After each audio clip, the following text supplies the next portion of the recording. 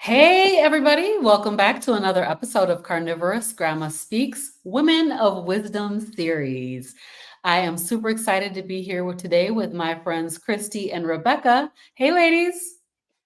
Hi, Robyn. Hi. Welcome, welcome, welcome. So before we get into it, I'm going to go ahead and give you guys my scripture. It is Proverbs 14 and 1. And it says, the wise woman builds her house, but the foolish pulls it down with her hands. And I always read this scripture from my Women of Wisdom series because women have such a profound impact on the lives of ourselves and our families. And when we know better, we do better, right? So we're building a physical house, we're building a natural house, and we have a huge influence. So that is what I'm really, really thankful for. So I'm going to go ahead and I'm going to go around the room. We'll start with Cristie and let you go ahead and introduce yourself.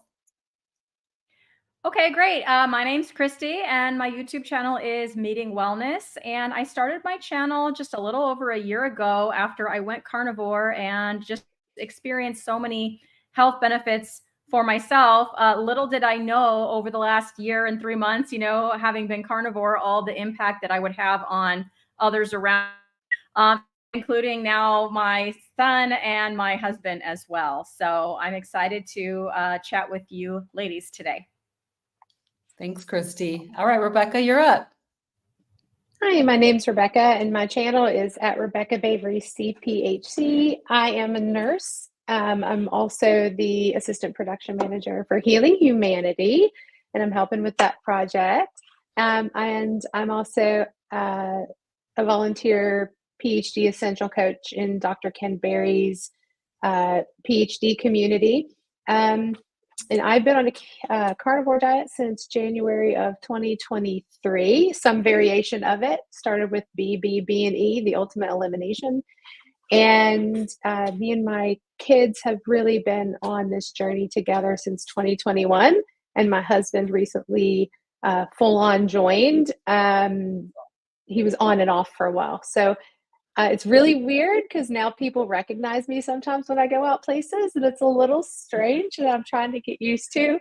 But yeah, so I'm glad to be here and talk about Jacob's story and Audrey's ADHD. And yeah. Amazing. So welcome to both of you. I do want to give a little shout out. I believe that it was Arlene Blackwood that suggested this show today. And, that I have the both of you guys on to talk about the impact that the carnivore way of eating. I know, Cristie, I know your son started out with keto, but keto and carnivore and how it has impacted the lives of your children who have quote unquote, what I'm going to call chronic diseases, issues that are supposed to be incurable. And so, as you guys probably both know about me, this is my passion, is to talk to people about what is going on with our lives and why are we in this space where so many people, including a lot of kids, are being diagnosed with these chronic incurable diseases, and then come to find out they're not necessarily chronic or incurable. So, but before we get into that topic, I would like to just give you guys each an opportunity to talk about your own journey. How did you find your way to keto carnivore, and how has it impacted you? So we'll go with Cristie. We'll just go around. That's fine. Sounds good. So I was a chronic yo-yo dieter from my mid-teens up until the age of 47, which was last year. I would restrict calories because that's what I knew how to do, right? From the standard American diet playbook, which is eat less, move more. And so I took that on board for sure to the extreme. So I would spend months and months at a time restricting my calories, trying to lose weight. And then when I couldn't restrict anymore and I was just so dang hungry, then I would binge on unhealthy junk food. and immediately put the weight back on and then start the cycle again. So I gained and lost the same 20 pounds. I don't even know how many times. Like I said, from my mid-teens up to the age of 47. And last February of 2023, I'd put on the same weight again. And I thought, well, I've heard of this keto thing. I didn't really know anything about it other than, bacon and avocado are good. And, you're just going to lose weight. And that's really what I'd heard about keto. But I thought, let's give this a shot. And so I actually did, for the first time, join a couple of Facebook groups dedicated to keto, mainly to get recipes and things like that. And I thought, well, this will just give me some ideas for, how I can eat, what I can cook, and that kind of thing. Not even to get into community at all. Like, I'm just quiet. I would just kind of stay in the background and just kind of lurk in there and kind of read stuff and look for recipes. And at one point, some commenter said something about Dr. Bavry. And so I immediately went over to YouTube. I think it's probably the first time in my life that I ever went to, I used YouTube in my classroom. I'm a teacher. I've used it for videos here and there, but personally to sit and watch YouTube, never done it in my life. But I went over there and, searched for Dr. Bavry and saw his ginormous amount of content. So immediately went to the keto playlist because I was focused on keto at this time. I never had heard of carnivore, did not even know that he was a carnivore at that time. Just went to his keto playlist and started watching it, like from video 1, just down the line. So I quickly did learn, how to do keto the proper human diet way. And I was tracking my carbs and keeping them under 20. And from February to June, sure enough, I did lose the 20 pounds, that I had wanted to lose. But I gradually just kind of got lazy and stopped making the vegetables. And I thought, I'm only eating meat. I wonder if that's okay, And the funny thing was, as soon as I stopped with or pretty much all, I can't say all, I was still doing coffee and things like that. But, the plants that I was eating, I noticed that, I think some anxiety that I used to have has gone away. And I never even knew I had anxiety, but now I don't feel it anymore. I just kind of feel calm and like I'm okay to talk to people and go outside and go to the store and take a walk. And these were all things that I hadn't done in a really long time because I just didn't want to be around people. And I started having more energy. I started doing weird things like sprinting. Things that I, never, ever thought to do in a million years. And I had some minor, probably what was the start of arthritis, but some joint pain, like in my right knee and my right hand that was kind of bothering me. And I would get these acne flare-ups from time to time. And all of that just kind of stopped. And that never happened when I was just doing keto. And so I looked into it and sure enough, oh, wow, Dr. Bavry's a carnivore. And look, there's folks out there like Robyn. And I started finding all these other channels. And I thought, well, then I'm going to make a channel too. And let's all get connected. And that's how I sort of got into the carnivore way of eating and the carnivore community as well. Thank you for sharing a little bit of your story, Cristie. Rebekah? Mm-hmm. Yeah, so I started keto back in 2018 because I have 2 autoimmune diseases. I have Sjogren's and Hashimoto's. And they were pretty debilitating. I was very overweight. I think my heaviest, I was around 203 pounds. And I just was so fatigued that my husband had to start doing my job. And he's active duty military. And that's not really conducive to him doing both my job and his job. And the kids were in elementary school at the time, and he was having to beg for me to get out of bed to actually be able to take care of them and get them up for school in the mornings. And I was on high blood pressure medications. I was on antidepressants. I was on pain management because the pain was so severe. Anti-anxiety meds. I was trying all the supplements and things that they tell you for autoimmune, and nothing was really working. And my brother was like, hey, so I started doing this and it's supposed to help with autoimmune. So you should try this thing called the keto diet. So I started the keto diet and was very dirty about it. But I will say that even though it was dirty, I did lose weight. And so I did feel a little bit better. And then I started cleaning it up, got off my medications. I think within a year, I was off of everything.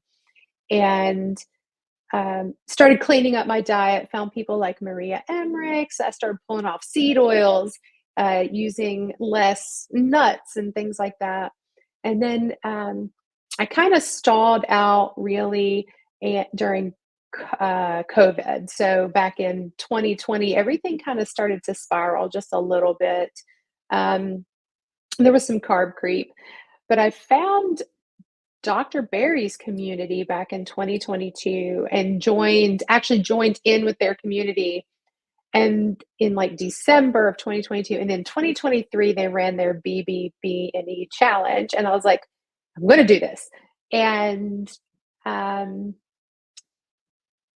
it was really interesting how pulling out everything like helped so much. And there was that initial like spurt of energy. You're like, holy crap, my brain is awake.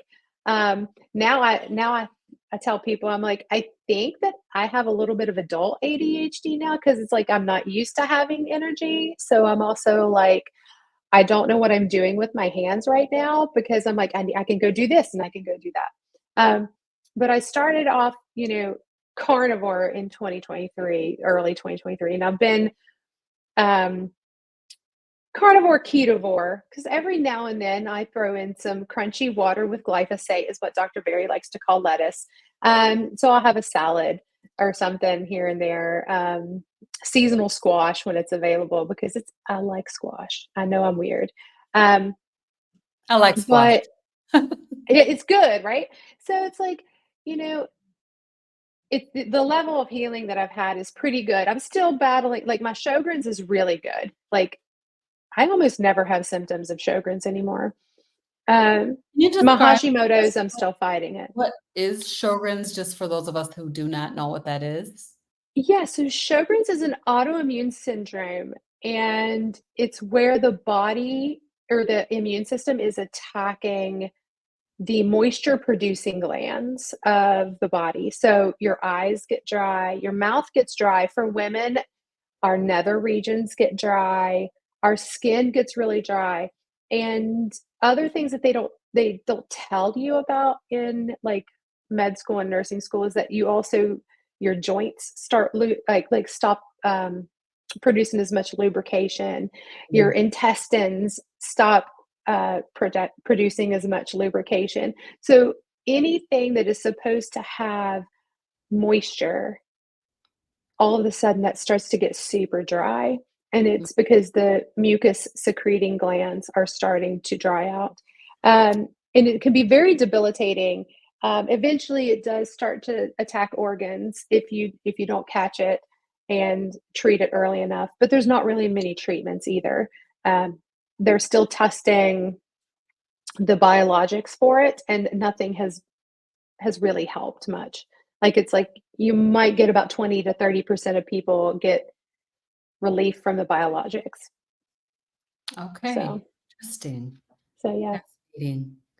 So thank you guys both for sharing just a little bit of your story. Of course, we are here to hear about those kiddos. In my life, the kiddos mean everything. I'm like, okay. So I'd love to hear about what made you decide to change your child's diet.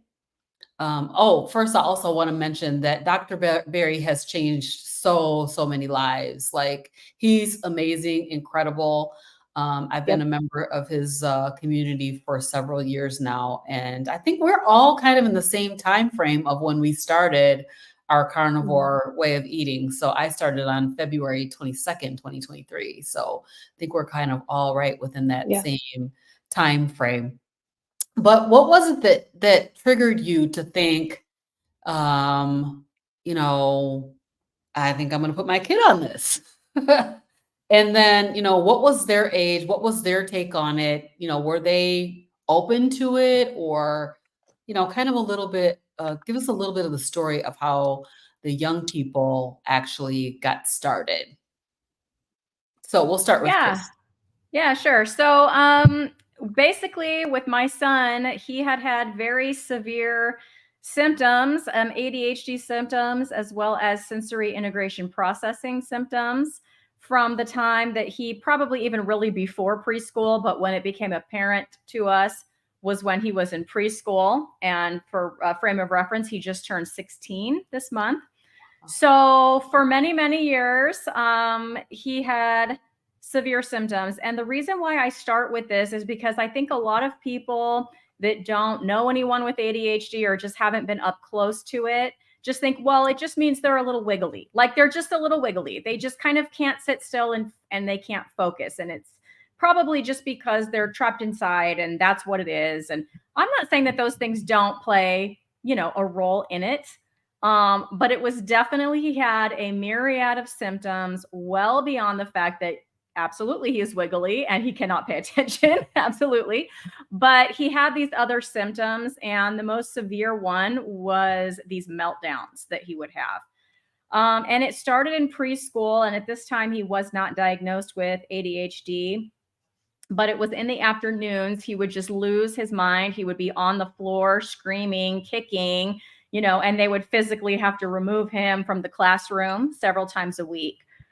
And it was at that time that we took him to an occupational therapist who diagnosed him with the sensory integration processing, which I think is where my son and Rebekah's kids have some overlap with that. Mm-hmm. And it was in all 5 senses. So every textures, everything, sounds, things he could see. If there was a little light or something, it was too much. It was overwhelming for his senses. So you can imagine being 3 years old in a room full of other 3-year-olds. And by the afternoon, he had just had it, right? So he's pitching a fit on the floor. And so we try, this is a really long story, so I will try to skip ahead. But, because of that, we paid for the occupational therapy out of pocket. And she was great. This is no shade on her, but we saw no improvement. And then, fast forward to elementary school, these meltdowns were still happening. He's, when they're 3, they think, oh, maybe they just haven't outgrown their terrible 2s yet. Well, hello, now he's 6, he's still doing it, right? He's flopping on the floor. He's screaming, he's hitting, he's calling us every name in the book over something as simple as brush your teeth if he didn't want to do it. And so it was very, very difficult at home. It was difficult going to family gatherings, in addition to having a hard time at school, having a hard time knowing what personal space means, always in trouble for getting into someone else's space, for touching other kids, that kind of thing. Also, another symptom is, of course, I would be blamed a lot for my poor parenting, and it was just my poor parenting that was why my kid was behaving this way. And let me tell you that every time he acted out in that kind of way, he had consequences, but it is a symptom of ADHD that you really don't learn from your consequences. So you can have consequences every single time and it doesn't ever sink in. Tomorrow, you're just going to do it again. So he definitely had that symptom, a lack of organizational skills, tasks, complex tasks were like climbing Mount Everest. He couldn't seem to get it done. His academics started to slip, as the tasks became more demanding. And he definitely has that task avoidance, demand avoidance that he does, especially if it's an adult's idea. He is probably not going to do it. And he's going to, if you try to press it and say, well, you have to do it, then the meltdown is going to happen. And so we tried counseling inside of school. We tried speech therapy inside of school. We tried occupational therapy inside of school. We tried the occupational therapy and counseling also outside of school, outside of our own pocket. We tried all the strategies that all the counselors, occupational therapists, and speech therapists recommended, as well as all the ones that I, as a teacher, have been trained in and have been using for 25 years in my classroom to help. And he really just wanted no part of any of that. He did not want to take any of that on board. I really think that maybe those strategies could be helpful to a kid who recognizes the problem and wants to work on the problem, but he did not think that he had a problem and he did not want to work on it. And so he would just get angry. That was like his go-to, like he was just angry. And so we were walking around on eggshells trying not to set off the anger monster, because then it was going to be a 3-4 hour process of the meltdown. And then the where he would get over it and then he would forget that it happened. And here we are emotionally beaten up, you know, and all of that. And he was just like, once he was over it, he's over it. And he doesn't remember that he called you, you know, I can't say the words because I don't talk like that, but you know, that he called you all the names. And that, you know, all of that, you're just expected to just forgive and forget, which of course we should all do. But when your kid is doing that several times a week, it's emotionally taxing, as you can imagine.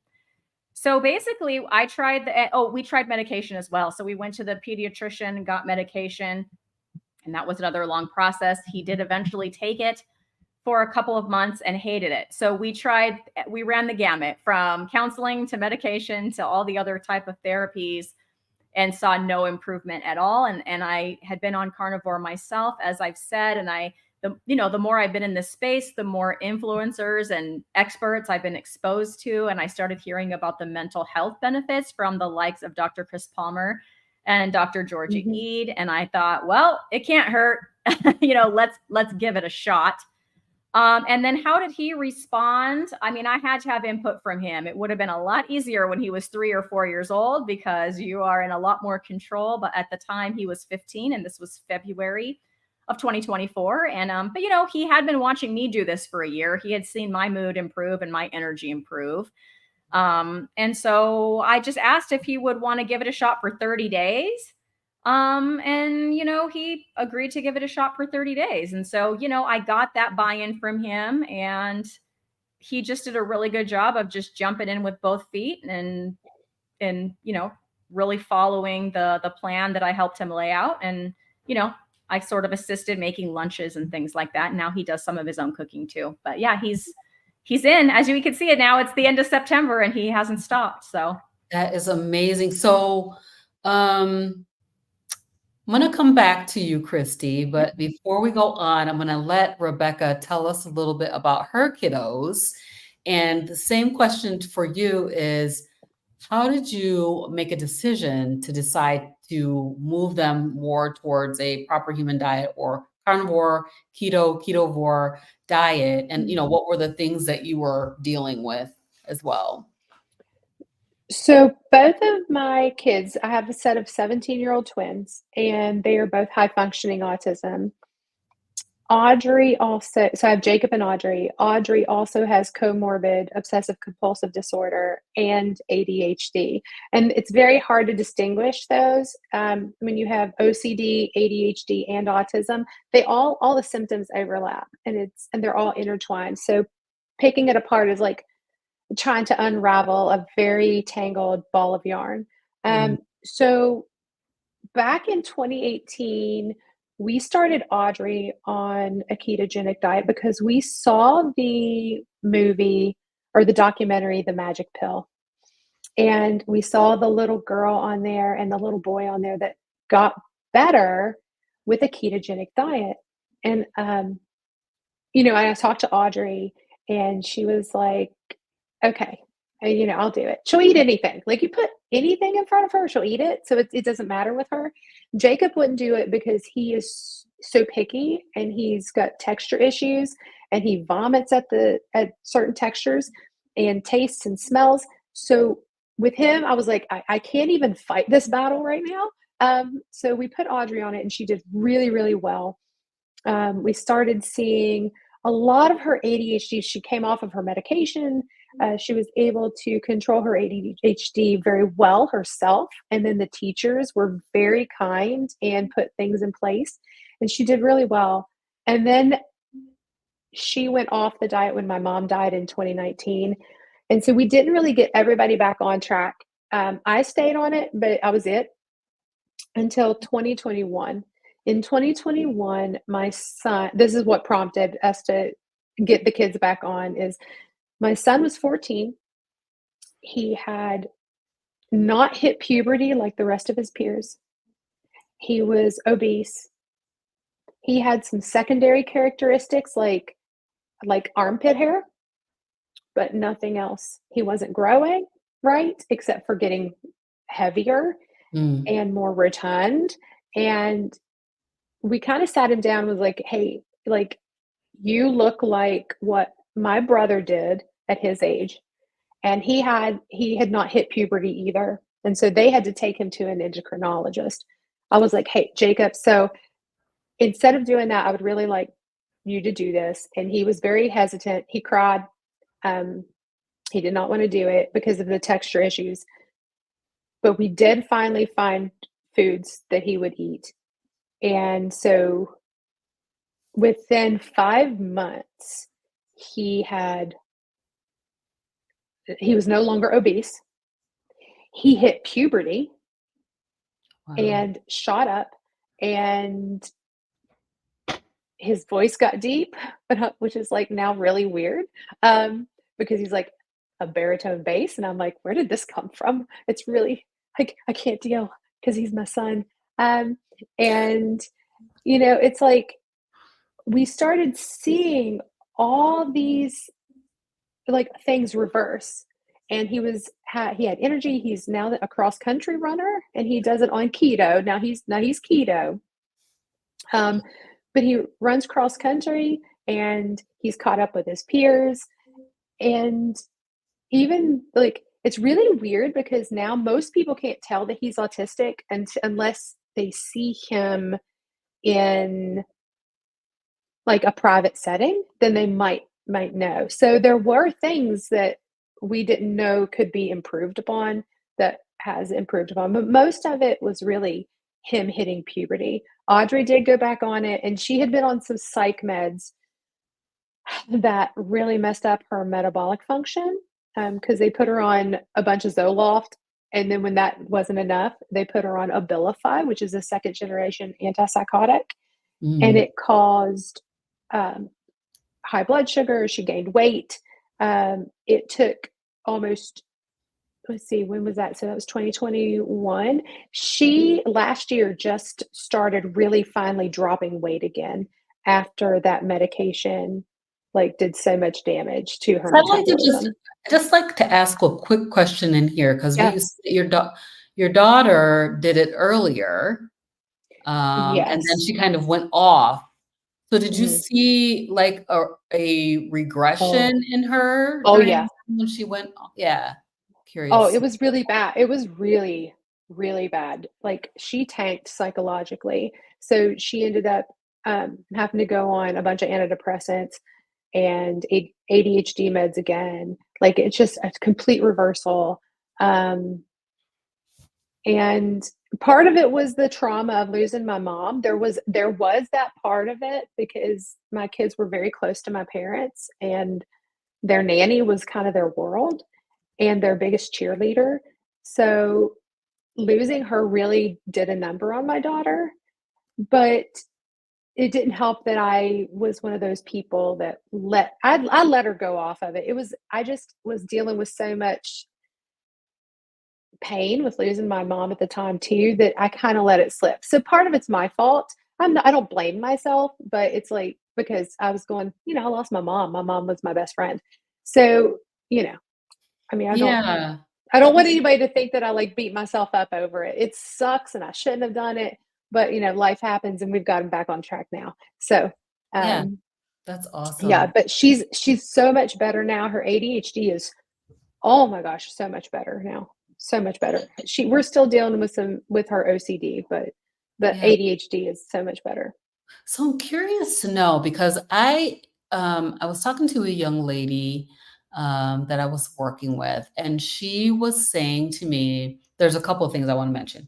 She was saying to me that autism is not like a disease, like a disease state, sort of like something that you got because you ate the wrong food all your life, type of a thing. Yeah. Then I had a conversation with Dr. Chafee where he was saying that he's seeing a reversal of autism symptoms, such as, non-vocal, and other variety of autism symptoms by being on a proper human diet. He, of course, is an advocate for carnivore, 100%. But, so this is interesting. I find it fascinating that I'm not sure what kind of syndrome autism is. I probably maybe need to do a little bit more research on it to see what is it they're saying that it is, if it's not like a disease state. And, but yet it can be impacted by what you're eating, right? Yeah. So it's a neurodevelopmental disorder.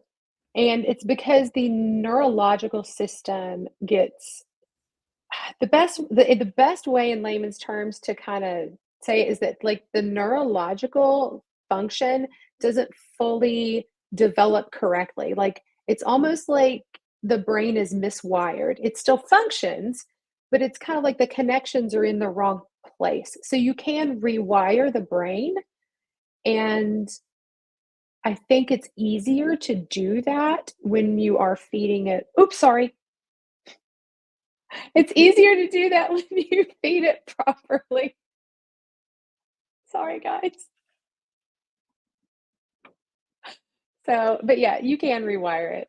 That's okay. Okay. Very good. Thank you for helping with that a little bit, because, I want to be sure that I'm being, correct in the way that I'm speaking about these terms, as far as, but the main thing that I think that I'm finding really fascinating is that both of these issues, I'll call them, ADHD and autism, are being impacted, having symptom reversal due to changing the way we're eating. So that is fascinating to me. So, okay, so I understand what you guys are saying, like what led you to this, what brought you to a decision to try it. Also a little bit about like what has happened since you started.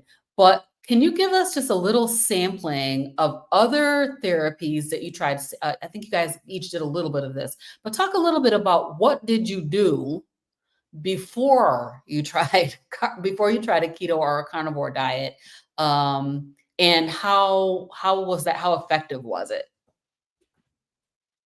Yeah, so I touched on it, but I guess I didn't specify exactly what everyone was working on. So the occupational therapist that we hired out of pocket was very concerned with his muscle weakness. He had muscle weakness throughout his whole body, and his ligaments, like when he bends his elbow, it goes backwards. Like his ligaments are very loosey-goosey and weak, which is one of the reasons why he had such a hard time sitting still. Because when we try to sit still, our muscles will keep us, or our ligaments will help keep us rigid, but his ligaments were all wiggly, and then his muscles would get tired because his ligaments couldn't do the job of keeping that frame. And so he would get wiggly. And so thank you for yes, hypermobile. Thank you, Rebekah. See, she's a nurse. She knows the terms. Yes, he is hypermobile. And so she worked a lot on that type of stuff, as well as how it would affect his grip. His grip was never fixed, the pencil grip. So he would grip that pencil with 5 fingers, just a 5-finger, like he doesn't hold his pencil like we all have been trained.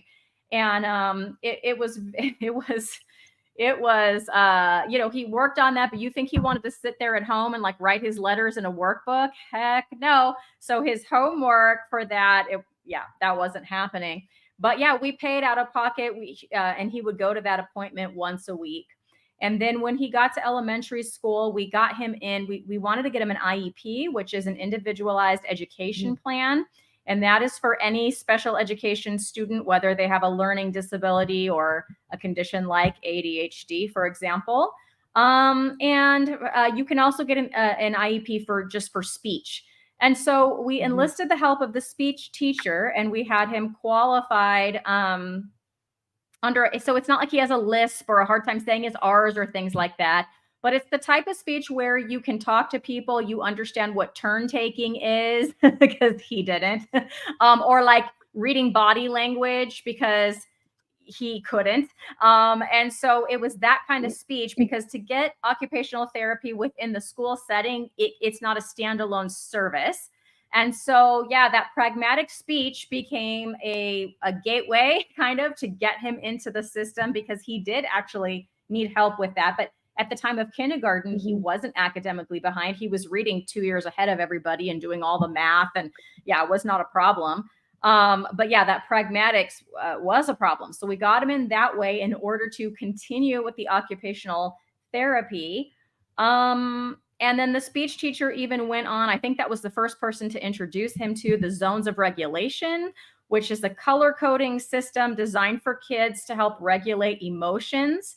And so green is like kind of where you want to be. Green is like everything's good. You're like awake enough. There is such a thing as blue, which is like you're kind of sleepy and out of it, and, you know.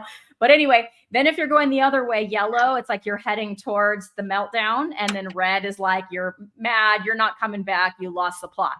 And so he was taught all of those zones of regulation and how to recognize them. And he was supposed to become self-aware as to when he was going from green to yellow. And he was given some strategies to try. He never wanted to try any of those strategies. And then the teachers were trained, when you notice he's going to yellow, do these things, and he would go immediately to red. Like the teacher would try that and he would go immediately to red. And the speech teacher was not the only one. So once we had the school counselor involved, she was pulling him for different sessions with groups. The school counselor can only do 6 weeks of sessions of like individual one-on-one because that's not her thing, but she will do group sessions, you know, for a longer period of time. And so there were other kids with similar needs to my son in those groups.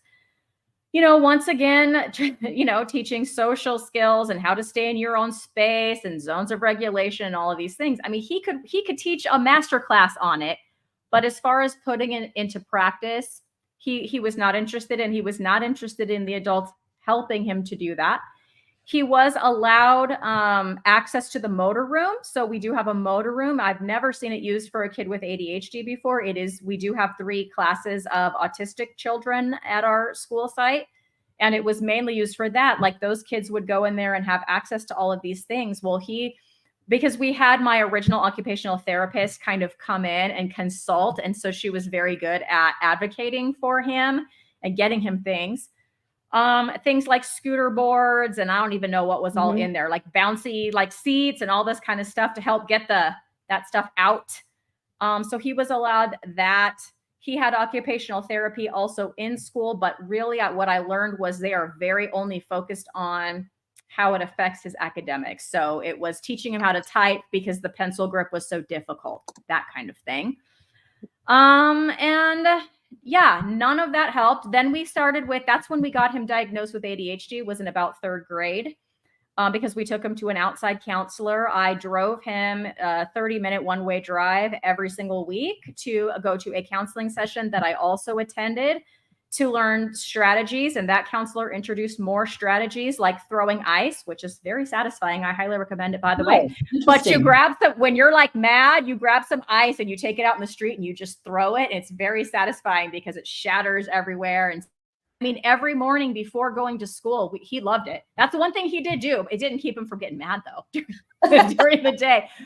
But man, in the morning, I would give him like 3 pieces of ice, you know, and we'd go out in the street and throw them and crash them. And he loved that, you know, before getting in the car and heading to school.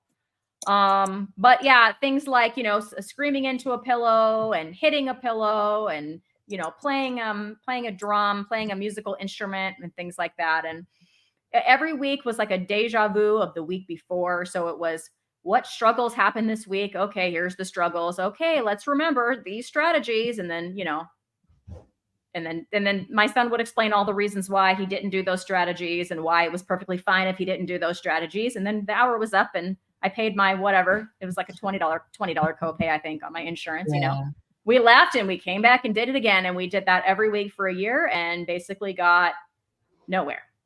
Wow. So other than he did learn he likes to throw ice, but in the moment, you would never talk him off the ledge. If you tried talking off the ledge, he would just go over, like he would just even faster. I'm trying to think if there's just all the things we tried at home, right? So I mentioned I have strategies in my tool belt as a teacher. These are things like visual schedules, right? He doesn't want to be told at all. If you would tell him, okay, now do this and this and this to get ready, he'd be mad because you were telling him. And if you kept telling him, he would lose it. And then we'd be very late for school.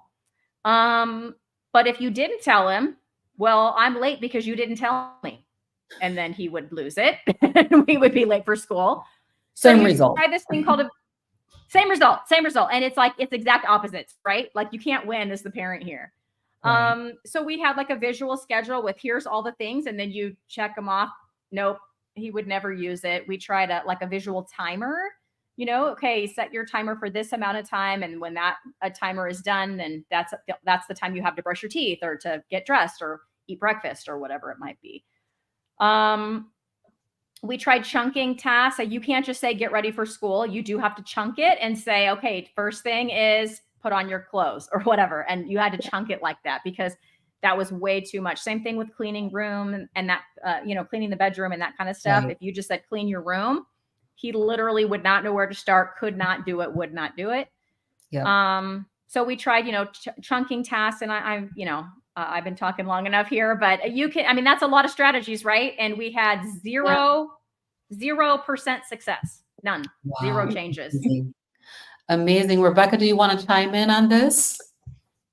So a little bit with Audrey. Okay, so the kids both had ABA therapy. So with autism, you are able to do ABA therapy. I don't think the ADHD qualifies you for it. And that's very unfortunate because I really think that ADHD individuals could absolutely benefit from it. So ABA therapy is applied behavioral analysis. So it's done by a board certified behavioral analyst. Think Criminal Minds, they have the same type of schooling, but instead of working with criminals, they work with children and people with developmental and behavioral disabilities and issues. So ABA therapy was very pivotal. It did help with my kids because it teaches them how to interact with other people. It teaches them how to self-regulate. And because they learn in a different way, it really helped. And even teaching my kids how to do things like understand idioms, because autistic individuals don't understand an idiom. They're like, oh, it's raining cats and dogs. Oh, mom, it is not raining cats and dogs. I do not see puppies and kittens falling from the sky. It's a saying. And like, they do not get that. They are very literal. So it really did help in a lot of ways. And like behaviorally, if that makes sense, and taught them how to interact a little better. We did have to put a lot of things in place, like for Audrey. So, well, Jacob, when he was little, now he's pretty self-regulated, but Audrey had to have the visual schedule, and you could, like Cristie said, oh my gosh, ADHD, they cannot do, you can't say clean your room. You have to be like, first, I need you to gather your dirty clothes. And then you are going to put away your books. Then you're going to make your bed. Like, it has to be listed, or it's just overwhelming. Audrey did have talk therapy for a little while. It was not really successful. The only thing that he did that was successful with her really was doing, for her OCD, was doing response prevention.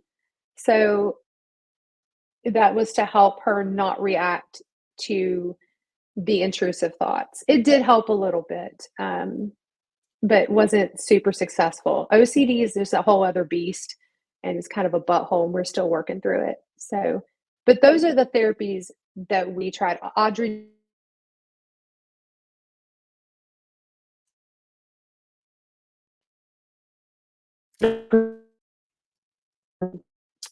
I don't know if you know what perseveration means, but they get very stuck on a topic. Okay. I had a little bit of glitching there for a second, so I'm not sure what I meant. I just said that they perseverate. People, the autistics, they perseverate. So they get stuck on a topic and they'll just talk about it for an hour. Mm-hmm. Yes. Sort of like us with carnivore. We'll talk about it for an hour. Exactly. Hey, I totally get that. So very fascinating. When you decided to put your kids on a ketogenic way of eating, what were the initial things that you noticed? Like, what were the big, like, oh my gosh, this is actually doing something? And how long did it take before you started to notice that there was a difference? Rebekah, you want to go first? Well, I'm trying to think. With Jacob, most of it was weight loss first. So we just noticed that he was dropping weight. And of course, that helped his times when he ran and things like that. And then, of course, he hit puberty, which is actually, like I said, it's pretty astounding. I know people are like, oh, he was 14. Like, you do not understand. There are things that I will not talk publicly about, but this kid hit puberty, which we were very worried that he had an endocrine disorder. So Right. the fact that he lost weight, shot up, and hit puberty, that was a big thing. With Audrey, it was a lot slower, but like, it took a lot longer for her. And I think part of it, the first time it was like it worked and it helped, but I cannot remember the time frame. But because of the Abilify that she was on, it really screwed everything up. And it took so long for it to kick in because there was so much healing that had to be done. This is a very interesting thing that you're saying here. And I really kind of want to like Mhm. stay on that for a second, because if you Yeah. think about this, when we go on to these ketogenic diets, Mhm. we're looking for certain things to happen relatively quickly, right? Yep. However, we have a lifetime of all of the garbage that we've been putting in, including medications Yep. and things like that, that still need to be processed out. And this stuff is stored up inside your body, and can take a long time to come out. I mean, I was talking with somebody about oxalates and how long it can take for oxalates, which are in plants, to come out of your fat cells.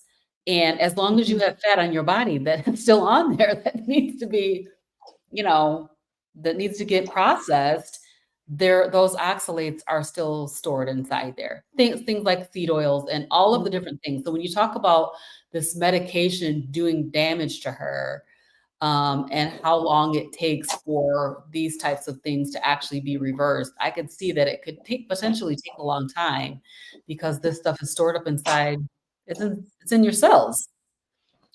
Yeah.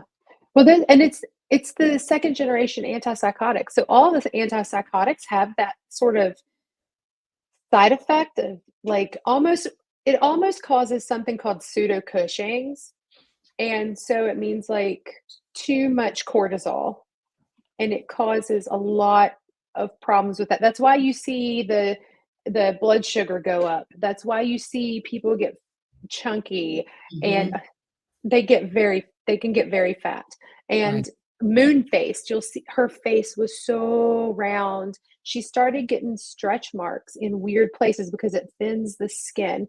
So she started getting these purpley stretch marks all over her belly Mhm. and all over the backs of her knees. And she wasn't even like, she was gaining weight, but it wasn't even that bad. And so 2 years, it took almost 2 years to get her off the medication, one, and then two, reverse the damage. And that's really sad because nobody told me about this. I was a nurse and didn't know about this. And you don't even hear about it. I was like, what could be causing this? And I went and looked it up, and sure enough, it's like one of the side effects. And they don't Yeah. tell you. The doctors didn't tell me this. Like, they were just like, yep, it'll help here. And I didn't do my due diligence. I'm a nurse. I know better. Guys, I know better. And I didn't, because I was so I mean, desperate for help. it's so much fine print, right? If you look at like a commercial that they put across the screen, they're talking so And fast you know when how they're fast reading they have to do it? to speed This that will cause up this. in order for us. Yeah, the fine print. Yeah. Like, what are all of the actual side effects of And these well, things? it's a very rare side effect for that one, though. It doesn't happen in everybody. Very interesting. But All I right. swear we get all the weird side effects. Like, we're genetically predispositioned. I swear. We're like, oh, if it's going to go wrong for a medication, it will go wrong. Oh my gosh. That's no good. Well, hopefully no more medications. That's my goal. No, I got her off. She is off of Just, all like, psych no more meds. medications. Yeah. Yes. So I want to ask Cristie, what was the first thing that you noticed with your son when you put him, when he decided actually to go on a ketogenic diet? Yeah, and I'll answer that, but I'm hoping we can talk into too, like the foods that he started on and why, because it was very tricky, but we did it. But yeah, so the first thing I noticed was literally within the first week. I didn't know what I was going to see. I didn't have any expectations. I was just hoping he'd stick to it for 30 days and then hope that something good would happen so that he would continue on it, knowing full well that it could take longer than 30 days. But yeah, within the first week, I'm sitting there on the couch, I don't know, probably editing a YouTube video or something. And out he comes from his room carrying like a trash bag. And then he comes out with another one and another one. And I'm like, finally, I'm like, Zach, what are you doing? And he just said, cleaning my room, like all nonchalant, like he just been cleaning his room his whole life. Now, I've touched on the cleaning of the room. And let me tell you that when he was little, we would have days of pain and suffering over cleaning that room because I tried all the clean up the Legos. And then he wouldn't even clean up the Legos. He just didn't want to do it. He wasn't going to do it. I would at times go in there with him, like let's say before Christmas, and he was going to be getting Christmas gifts and his room looked like a bomb exploded. Let's pare some of this down because you're going to be getting some new stuff. And if any progress was made, it was because I was doing it. I couldn't even get him to agree to throw anything away. He didn't want to throw stuff away. He was a downright pack rat. And I'm talking cardboard and like old boxes and packaging and not even toys. Okay, like trash, in my opinion. And he was just not having it. So, when he wasn't looking, I would like sneak it in a bag and I would, I would be able to get some of it out of there. Or like occasionally, if he went to like my mom's house, I had to be very careful. And there was a couple times he'd be like, Mom, where is this? And I'd be like, whoopsie, in the trash. I would never admit to it. I don't know, your room's kind of messy. It's probably just lost in there, right?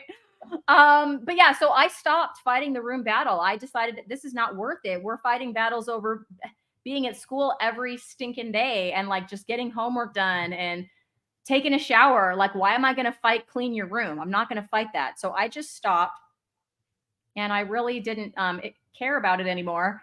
And even with this, it's not because he cleaned his room. It was the fact that he looked around at his room on his own without me ever saying a word to him and decided, this place is a pigsty. I need to clean it up. And then he proceeded to do it. He proceeded to organize the task. And the very first thing he did was just take out all like trash. And I think, I don't even know, it was like in the teens number of bags that ended up piled by our back door. I'm telling you, like a bomb went off, like a pack rat. I'm not exaggerating here. And I said, as I was going to bed and he was in the process of still doing this, I said, okay, just make sure that all the trash gets taken out to the dumpster outside. And he said, okay. And then I went to bed. And in the morning, guess what? All the trash was in the dumpster outside. Now, if you don't have a kid with ADHD, that is a big deal. Because in the past, I would have had to tell him 8 times and it might or might not have happened. And he might have melted down because I know, you already told me, I know. And yet 5 hours went by and he still didn't do it. Mm-hmm. And so he just did it. And I just asked him one time. And then at the end of that process, he had not only taken the trash out, but everything that he knew he wanted to keep, he had organized it in bags. So he didn't put it away yet, but he had organized it into categories and like stacked it neatly in a corner. And then he had been at it for hours. And so he took a break. But I will say it wasn't a forever break. Like within the next week, he finished that and put all that stuff away. And then one day on a different day, he tackled his closet and under his bed. And his room just looks like a room now. It's just a normal, clean looking, probably cleaner than my room. And again, it's the fact that he looked at that complex task, thought through it, organized it, had the gumption to get started. Nobody had to tell him, it was like all self-driven and not, a proclamation from a parent or whatever to get this done. And so that was the first thing I noticed. And I was pretty much floored. I could not believe what I was seeing. And amazing. Then wondering, okay, what other improvements am I going to see? Hopefully some more, because that was pretty cool.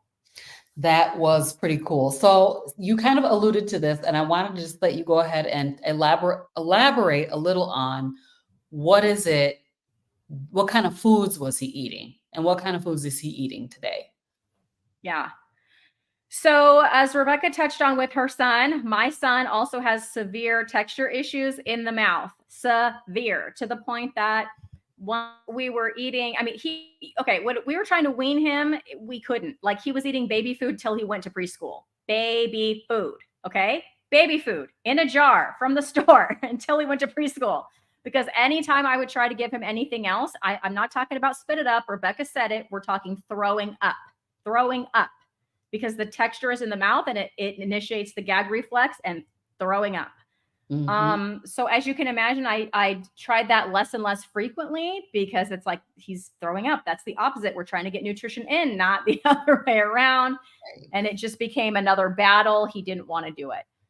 Very gradually through his life, we got him to eat other smooth things that were not baby food, like yogurt with no fruit in it. Like very smooth applesauce, right? I think the first more solid food he ate was like macaroni and cheese because it was very soft, right? And he could get through that. And then finally we got him to eat like a chicken nugget. And then he would eat pizza as long as it was just cheese pizza and like cheese quesadillas. But even at the age of 8 or 9 years old, he was eating a cheese quesadilla one time and like everything came out onto the table. And he's like, something's in there. And I thought, what's in there? And it was a piece of rice. Oh. He could tell that there was a piece of rice in his cheese quesadilla, and that texture set it off. And so very, very extreme. And so it's not like on February 1st, he started eating ribeyes. Not going to happen. Like, first of all, he had not eaten very much meat other than processed chicken nuggets. That was pretty much his only meat. And then eventually he did eat like pizza with pepperoni on it. That was it in terms of meat.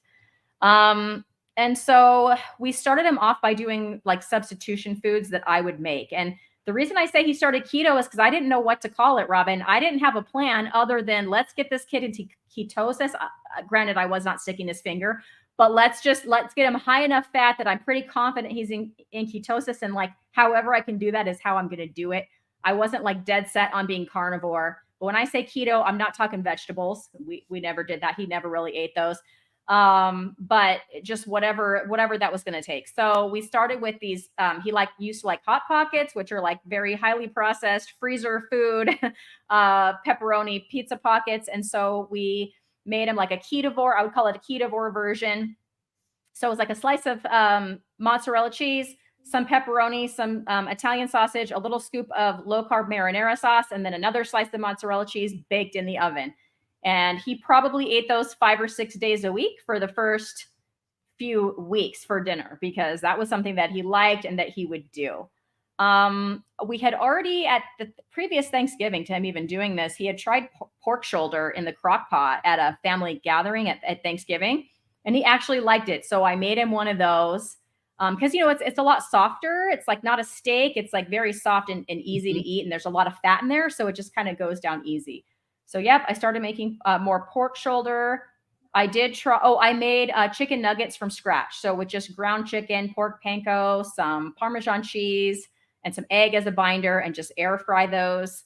He really liked those. And then from there, I tried a chuck roast. I'm like, well, he likes the pork shoulder. Maybe he'd like a chuck roast, right? And so he did like the chuck roast. And now I think he likes both, but I think the chuck roast is his favorite. Mm-hmm. He does request them. And if I tell him, hey, I'm making a chuck roast, he legitimately cheers. He's like, woohoo! He's all happy for chuck roast.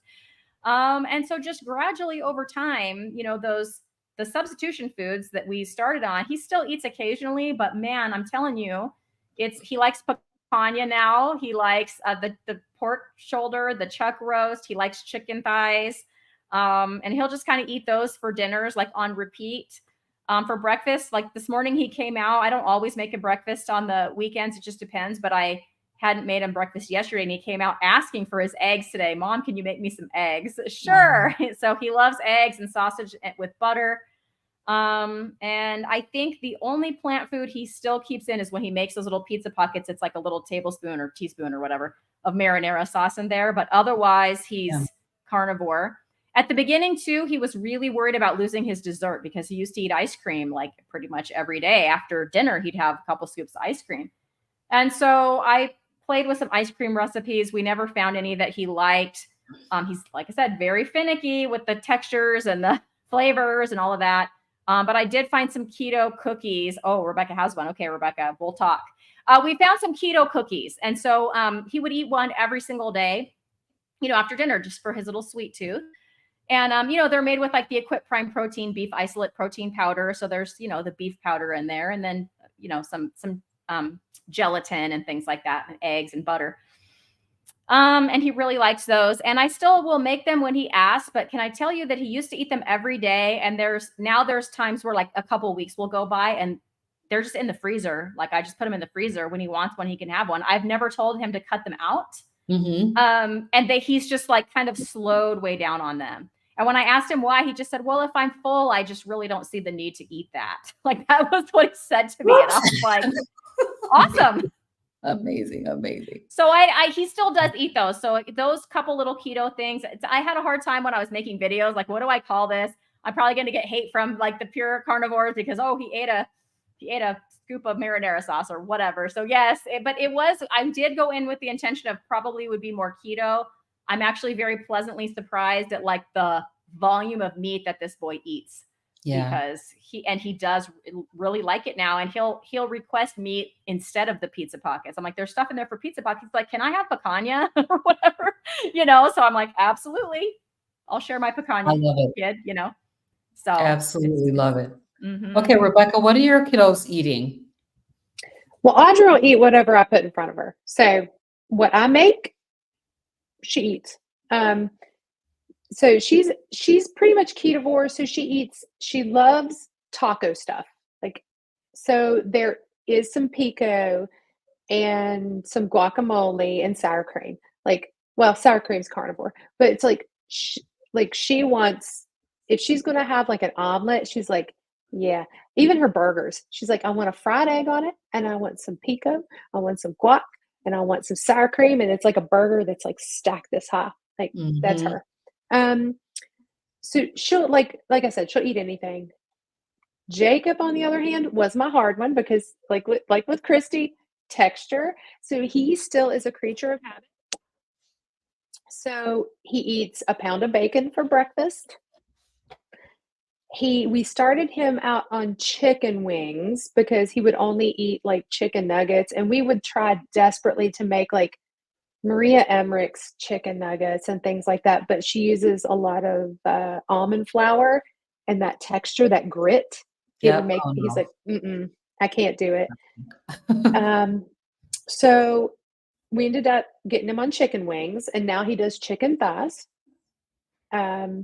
He eats a modified PB&J for lunch every day. So I took Maria Emmerich's egg white bread and tweaked it and like added an egg yolk and took the couple things out and then added in some butter powder to give it a better texture. And so he gets a white bread, and then we get the no sugar added peanut butter, and it has to be super smooth.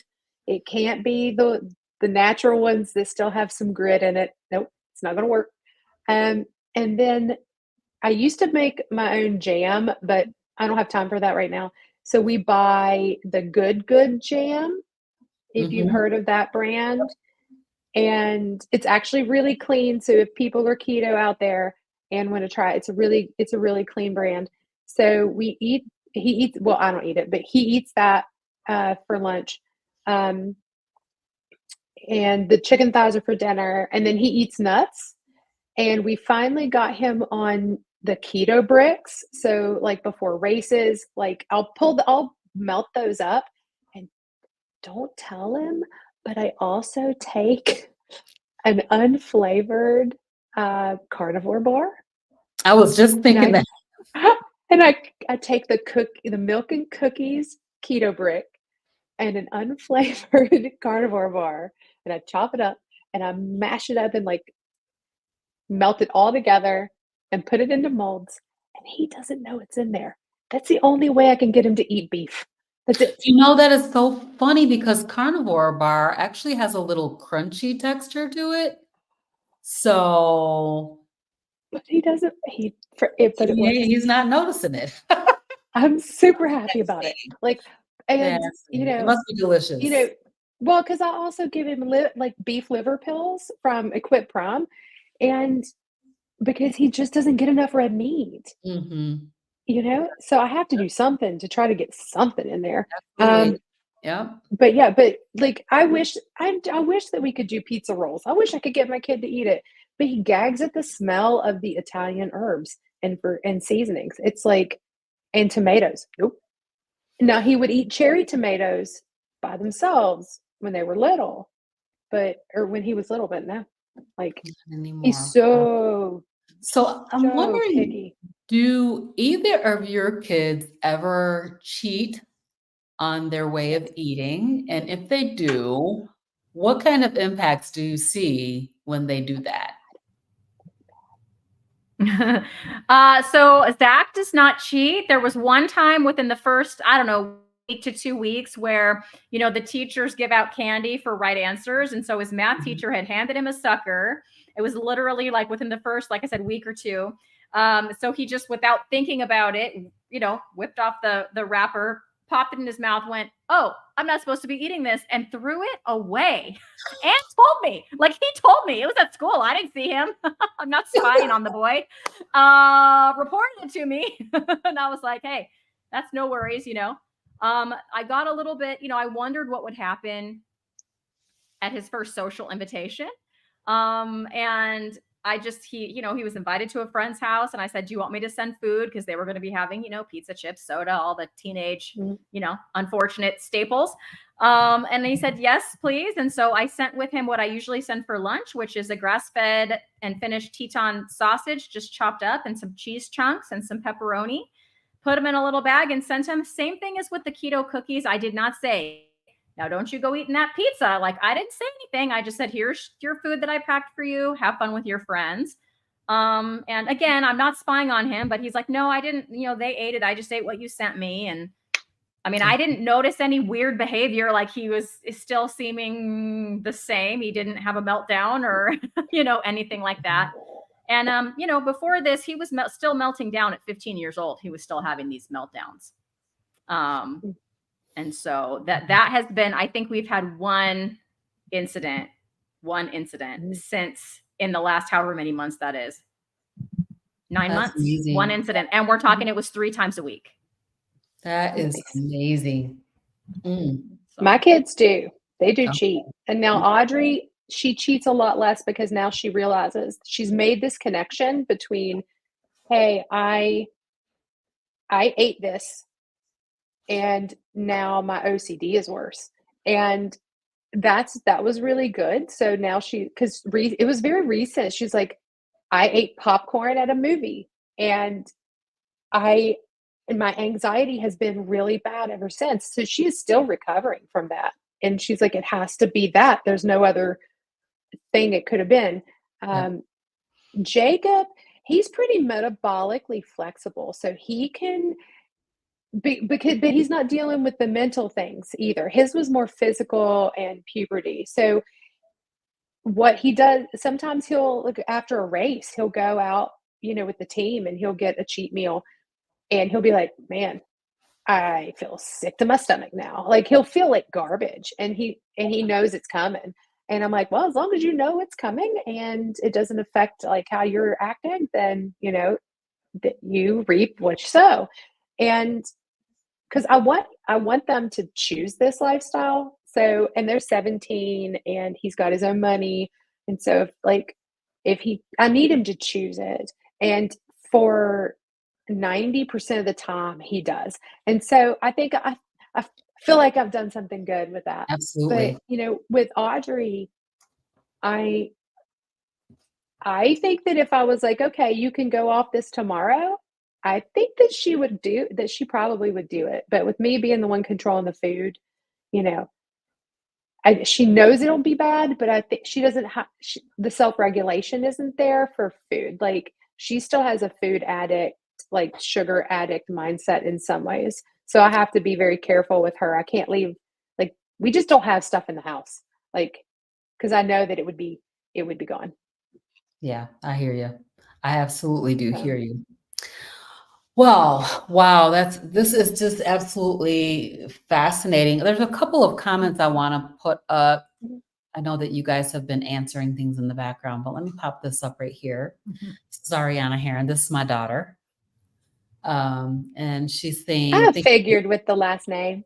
yeah, thank you for sharing your story. I'm so sorry your daughter had to go through this.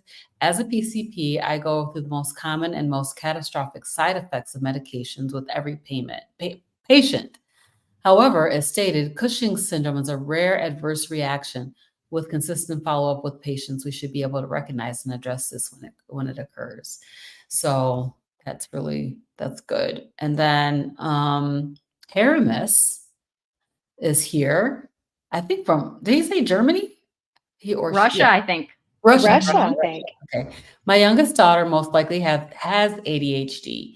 We went to a therapist. He prescribed an antidepressant. I want to switch her to a meat-based diet, but she secretly buys candy in college on her scholarship. That's so Any hard. advice for her? That's hard. When they're adults, it's hard. It's very hard. The only way I think that my son made the decision is because he watched me do this for a year, and it did positively affect him. So he does play the drums in his school band. And when he, the last year before he started, but when I was definitely carnivore, I was at every football game cheering on the band, and that is way past my bedtime. And he knew it, but there I was with energy and, cheering and all of that. And he was like, what's going on? And then many of you heard my story about the amusement park. It was that son that got invited to that amusement park. And normally I just would have said, no, you can't go. But here I am right out of my mouth saying, sure, if I can go, you can go. Wait, what? It surprised me. Like, I didn't expect that to come out of my mouth. So he had been experiencing mom having more energy to do things with him than I ever had, that I'm sure he could ever remember. And I think, perhaps that, and he'd been hearing Dr. Barry in the background of his life through my computer for the last year. I had to get buy-in from him, but once I had it, he's a teenage boy and he has to be cool. So you can't get him to tell you. He'll talk about it, but he's like he doesn't tout the incredibleness of it, but I think that he does experience it on the inside, because after the first 30 days, he was just like, yep, I definitely want to keep going, And after that, I didn't ask him anymore, because I was like, you want to do another 30 days? And he was like, yes. And then I didn't ask him, and it's just become what he does, but I think that's awesome. I mean, so many of us have had that same experience, right? At the 30-day mark, it's like, wait a minute. I know I went on it. I was going to go on it for 90 days.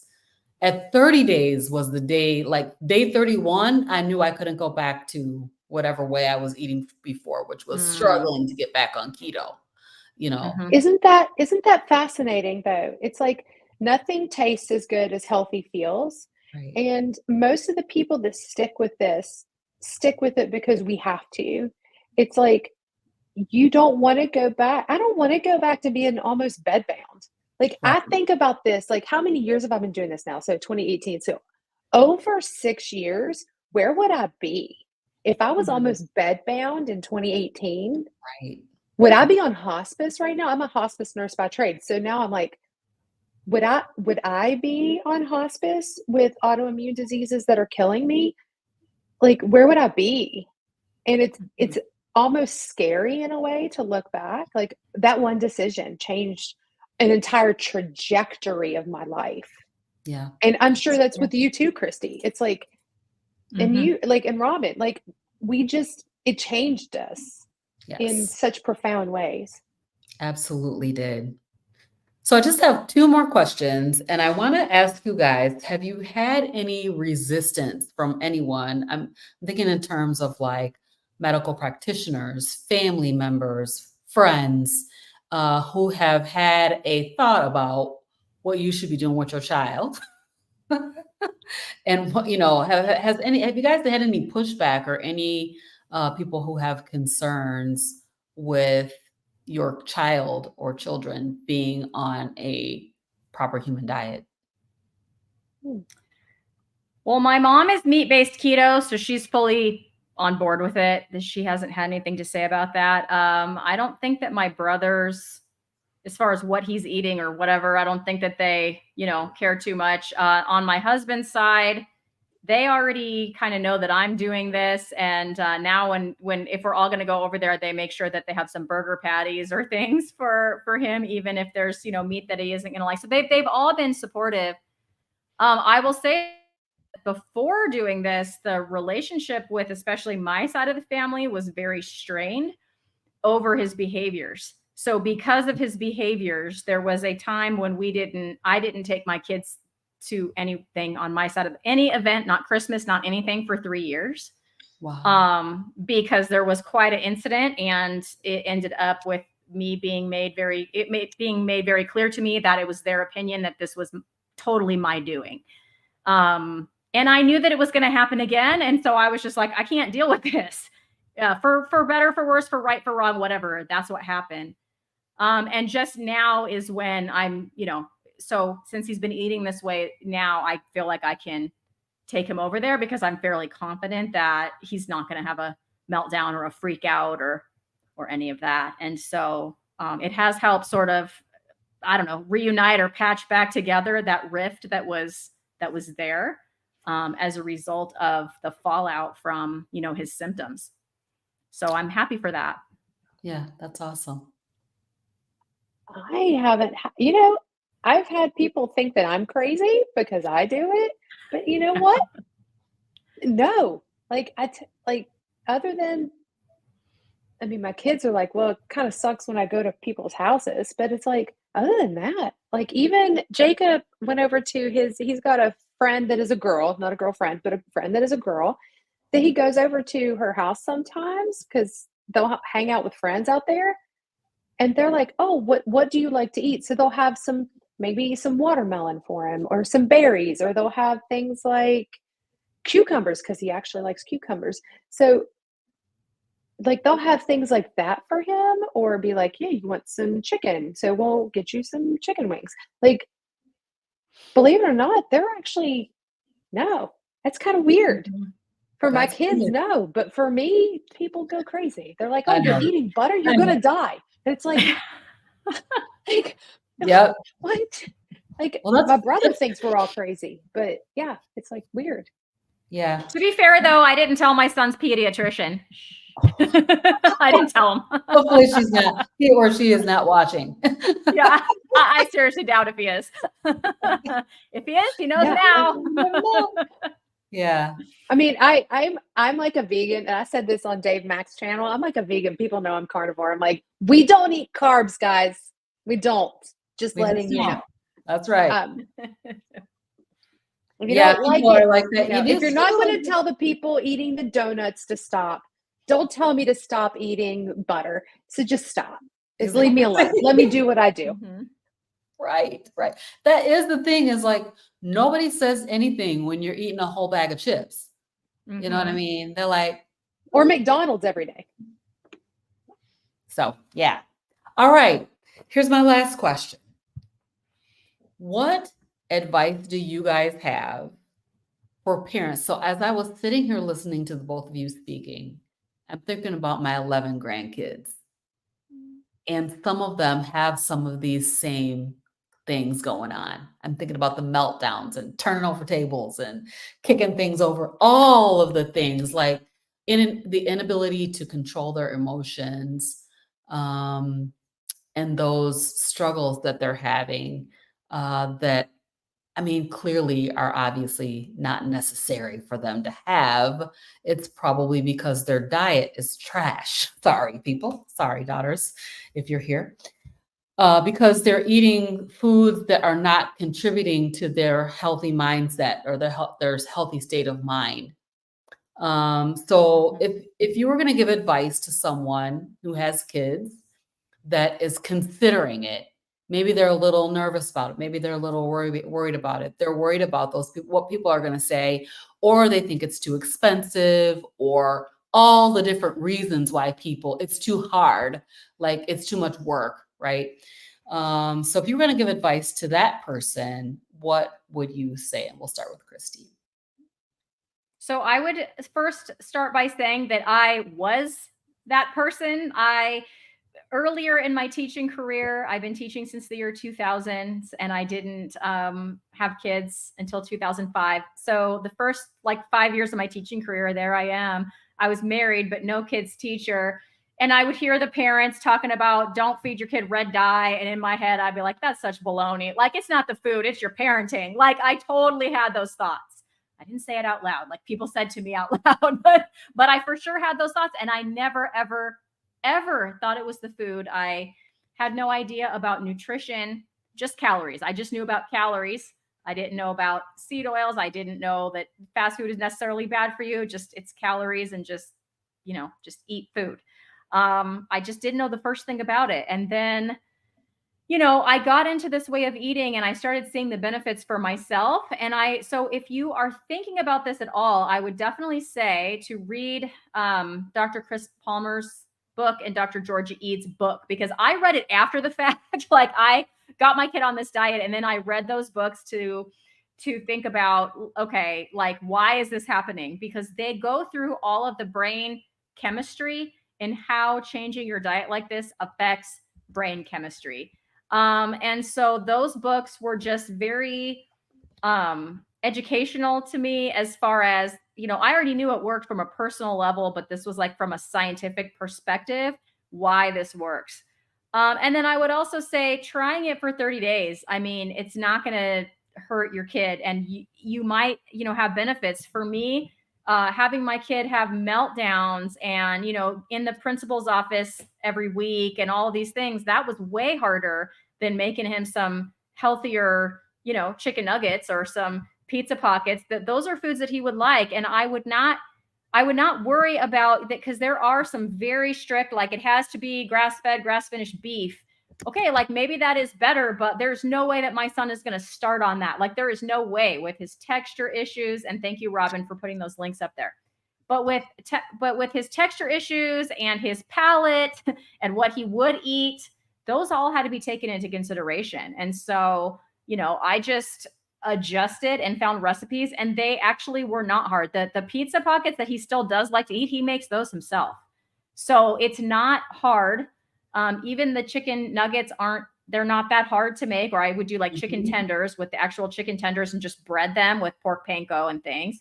He liked those too. So, and then another thing I would do is like because I never thought the boy would eat eggs. Here he is eating eggs like almost every day now, scrambled eggs. But I started with like the carnivore pancakes, which you can make just with like eggs and cream cheese, or I'll even throw some of the Equip Prime protein powder in there. And we started on that for breakfast first, and just roll them up with some butter. Man, he loved those. And I haven't made those in a while, but that's where we started. You have to start somewhere. So I would say start with what you think your kid will eat, that they will like. It doesn't have to be a grass-fed and finished ribeye. I saw results. My kid eating substitution foods like the carnivore pizza pockets, the carnivore pancakes, and the chicken nuggets that I made, and he started cleaning his room.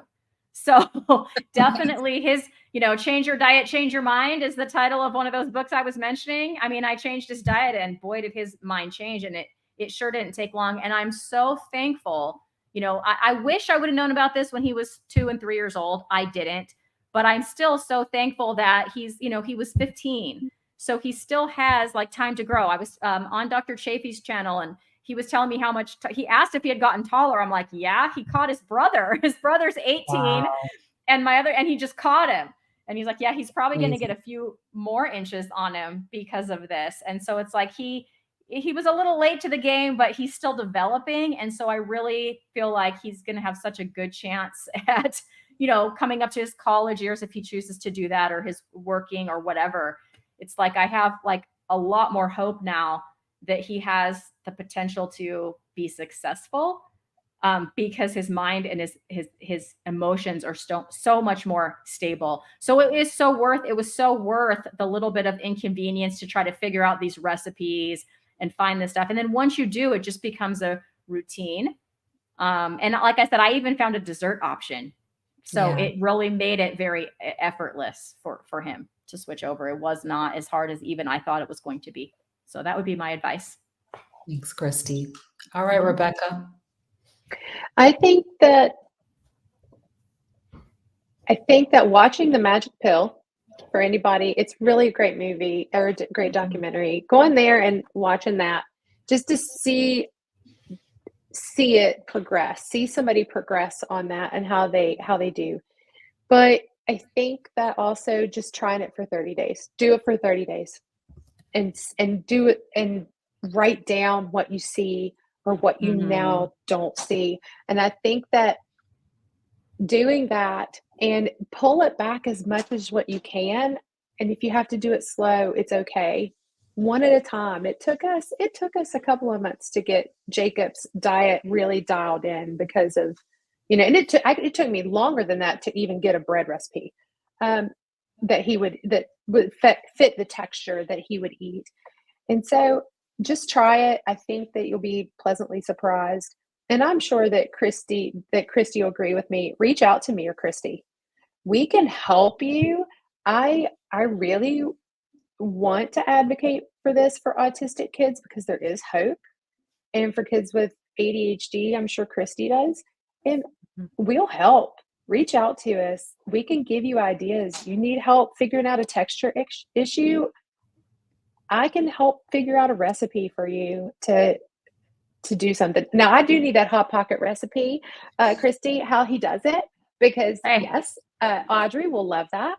But it's like, we can, as a group, a lot of us all want to work with you. We want to help you, and we are happy to do that. And if I can help another parent have hope and see their kids heal, that's the ultimate adrenaline rush for me, because I'm like, holy crap, look, somebody is doing so much better. And it's because we've all done this. We've seen it work. It's not woo-woo like the Atlantic calls us all woo-woo. I'm glad to be on the part of woo-woo right now because my kids are thriving and Jacob wants to be president and run in 2044.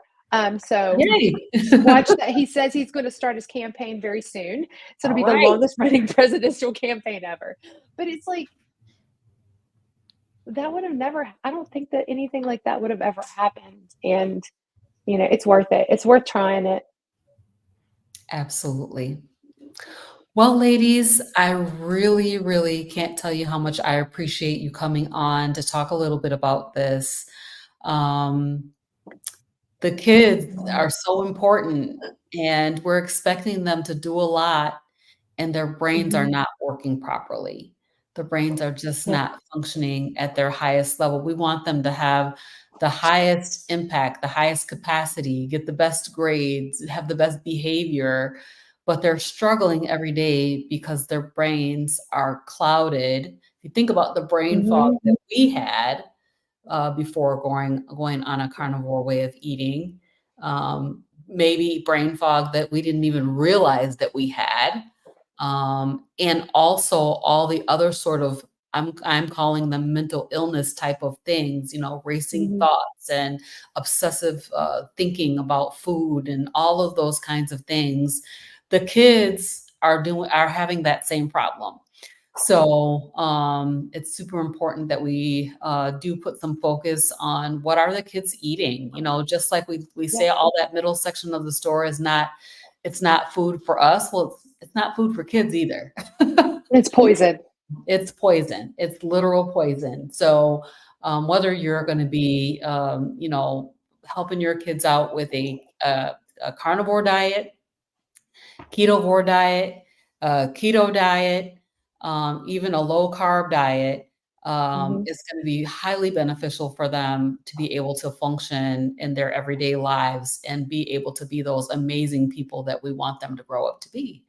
So I really appreciate what you guys are doing in your spaces. I know I have placed your Instagrams and your YouTube channels down in the comments, the description of this video. So as Rebekah was saying, if you want to reach out to either of these ladies, if you have kids that are dealing with these types of concerns, these ladies are here in the carnivore community and they're out here talking about it and they're here to support. They have their communities that they're building up and it's just, the carnivore community, the carnivore space is absolutely fantastic community. Everybody's super supportive. So feel free to reach out to either one of them. I did drop the 2 books that Cristie mentioned down in the links of this, in the comments of this show today. So, and I'll make sure that that gets into the description box as well. So, thank you, ladies, for coming. I appreciate both of you. Thank you for having us. Me. Mm-hmm. Yeah. Yep. This was a great idea. So Arlene, I didn't see Arlene in the chat today, but Arlene, if you end up watching this video, I believe this is all because of you. I'm pretty sure it was Arlene. I'm like 99% sure. I should have like screenshotted the comment. Yep. I'm pretty sure it was too, because she said the same thing over here on my channel. So thank you, Arlene. So cool. This was a great conversation. And I would love, though, I want to put this little teaser out there. I would love to have an opportunity to talk to your kids. So maybe we can work something out there. We get them on and have them in here and talk about really how it's benefited themselves. You know, because it's one thing to hear the story from mom, but it's totally entirely something else to hear directly from them. So thank you so much, everybody. I hope you have enjoyed this episode of CarnivorousGrama Speaks, and we will see you guys next time. Bye, everybody. Bye.